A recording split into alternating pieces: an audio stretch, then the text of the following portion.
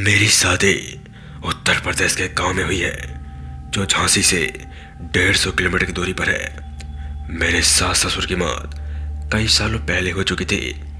मेरे सास ससुर की मौत के बारे में गांव वालों का कहना है कि उन्होंने कई साल पहले जमीन में गड़े धन को पाने के लालच में एक बच्चे की बलि दी थी, और उस बच्चे की मौत के बाद उसकी आत्मा ने मेरे सास ससुर को मार दिया था। जब मैंने गांव वालों से बातें सुनी तो शुरू में मुझे इन बातों पर विश्वास नहीं हुआ करता था, लेकिन एक दिन की घटना ने मुझे सच को सामने खड़ा कर दिया। दरअसल आज से 4 साल पहले मैं और मेरी पत्नी दोनों अपने सास ससुर के घर में उनकी बरसी करने गए थे। हमने वहां खाना बनाया और कुछ लोगों को भोजन करवाया। उस दिन हम काफी थक गए थे, और जब हम रात को सोने के लिए छत पर जा रहे थे तभी मेरे पति कुछ अजीबोगरीब आवाजों में बड़बड़ाने लगे, जैसे कोई छोटा बच्चा बोल रहा हो। मैं काफी घबरा गई।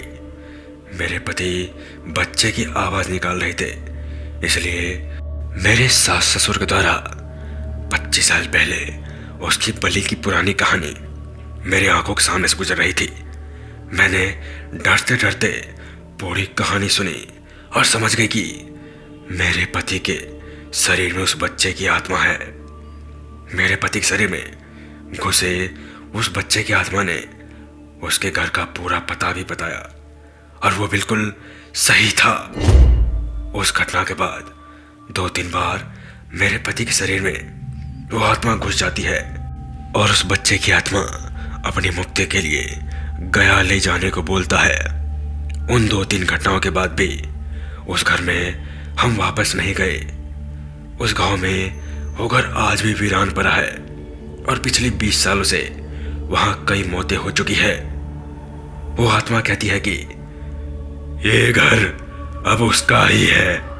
जब भी हमारे गांव का कोई हमारे यहाँ आता है तो हर बार नई घटना सुनने को मिलती है।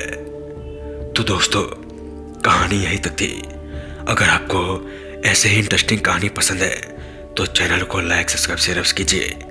मिलते हैं ऐसे ही कहानी के साथ।